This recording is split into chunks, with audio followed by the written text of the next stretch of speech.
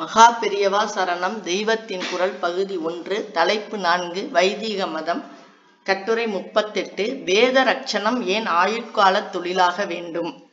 பாரம்பரியமாக தொழிலை பிரித்து கொண்டு செய்வதில் சமுதாயம் முழுவதற்கும் ரொம்பவும் அனுகூலம் இருப்பதாகவே தெரிகிறது. ஆனால் பிராமணன் என்று இருக்கிறவன் செய்ய வேண்டிய தொழில் வேத ரட்சணம் என்றால் இதனால் சமூகத்துக்கு என்ன சேமம் என்ற கேள்வி எழுகிறது. குயவன் பானை செய்கிறான், வண்ணான் துணி துவைக்கிறான், நெசவாளன் துணி நெய்கிறான், இடையன் பால் கொடுக்கிறான், குடியானவன் உழுகிறான். இப்படி ஒவ்வொருத்தர் ஒவ்வொன்று செய்கிறார்கள். இந்த காரியங்கள் எல்லாம் ஜனங்களின் அன்றாட வாழ்வுக்கு அவசியமாகி இருக்கின்றன. இவற்றின் பலனை அவர்கள் பிரத்யட்சமாக அனுபவிக்கிறார்கள். உழுத நெல்லை சாப்பிடுகிறார்கள். பசி தீர்வதற்கு அது அவசியமாக இருக்கிறது. நெய்த துணியை உடுத்திக் கொள்கிறார்கள். மானத்தை காப்பாற்ற, குளிர் வெயிலிலிருந்து சரீரத்தை காப்பாற்ற அது தேவையாக இருக்கிறது. பால் குடிக்கிறார்கள், மோராக்கி சேர்த்து கொள்கிறார்கள். பானையை அடுப்பில் ஏற்றி சமைக்கிறார்கள். இப்படியெல்லாம் நடைமுறைக்கு பிரயோஜனமாகிற வஸ்துக்களை மற்ற ஜாதிக்காரர்கள் தருகிறார்கள். பிராமணன் என்ன தருகிறான்? வர்ண தர்மத்தை நிலைப்படுத்தி இருக்கிற சாஸ்திரங்கள் அவனுக்கு எந்த தொழிலை தந்திருக்கிறது? பிராமணன் வேதத்தை காதால் கேட்டு பாடம் பண்ண வேண்டும், அதாவது அத்தியனம் செய்ய வேண்டும். அதே மாதிரி இன்னொருத்தனுக்கு அதை வாயால் சொல்லிக் கொடுக்க வேண்டும், அதாவது அத்தியாபனம் செய்ய வேண்டும். அத்தியனம்தான் வேதம் ஓதுவது, அத்தியாபனம் இன்னொருவனுக்கு வேதத்தை ஓதுவிப்பது.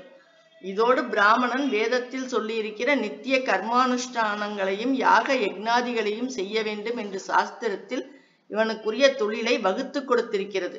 வேதத்தின் அர்த்தம் ரொம்ப உயர்வானது, அதை காப்பாற்ற வேண்டும் என்று சொன்னாலாவது நவீன காலத்தவர்களுக்கு ஒப்புக்கொள்ளலாம் என்று தோன்றும்.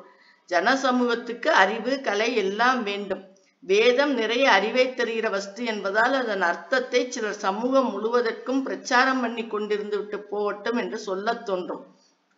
ஆனால் சாஸ்திரம் இப்படி சொல்லாமல் பிராமணனாகப்பட்டவன் வேதத்தின் சப்தத்தை காப்பாற்றி கொண்டிருக்க வேண்டும், ஜன சமூகம் முழுவதற்கும் அதை கொடுத்து ரட்சிக்க வேண்டும் என்கிறது. அர்த்தத்தை எல்லோரும் அறிய பண்ண வேண்டும் என்றால் அதில் லோகசேமம் தெரிகிறது. நேர்மாறாக சப்தத்தை சிலர் மட்டுமே வைத்துக் கொள்வதால் லோகசேமம் என்றால் நம்பிக்கை வரமாட்டேன் என்கிறது. மற்ற தொழில்கள் நின்று போனால் சமூகம் பாதிக்கப்படுவது போல வேத அத்தியனம் என்றால் எப்படி பாதிக்கப்படும் என்று தெரியவில்லை. இது புரிய வேண்டுமென்றால் வேதம் என்பது என்ன என்று தெரிந்து கொள்ள வேண்டும். இவ்விஷயத்தை முழுக்க அறிவினால் ஆராய்ந்து மட்டும் பிரயோஜனமில்லை, அனுபவஸ்தர்கள் சொல்வதை நம்பினால்தான் உண்டு. இப்படி சொன்னவுடனேயே ஆட்சேபனை வந்து விடக்கூடும். அது எப்படி சார், நாங்கள் பகுத்தறிவாளிகள், ரேஷனாலிஸ்ட், முழுக்க எங்கள் அறிவுக்குள் அகப்படுகிறது என்றால்தான் ஏற்றுக்கொள்வோம் என்று சொல்லிவிட்டால் என்ன செய்வது?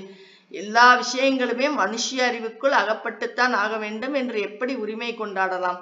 எத்தனையோ ஜீவராசிகளில் இவன் ஒருத்தன். இவனுடைய லேபரட்டரியில் நடக்கிற காரியங்கள் ஒரு மாட்டின் அறிவுக்கு புரியுமா?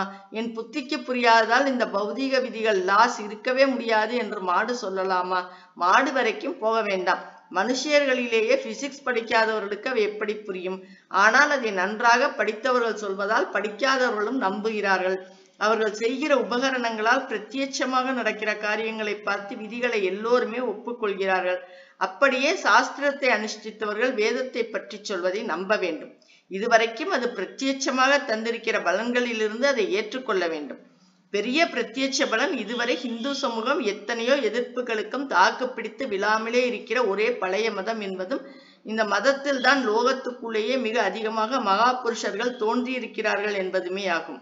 எங்கள் அறிவுக்குள் வர வேண்டும் என்று ஜனங்கள் சொன்னால் நம்பி ஏற்றதாலேயே இதுவரை ஸ்ரேயஸை அடைந்து வந்திருக்கிறார்கள். மனுஷிய அறிவின் எல்லையை மீறி அகண்டமாக ஆனவர்களே ரிஷிகள்.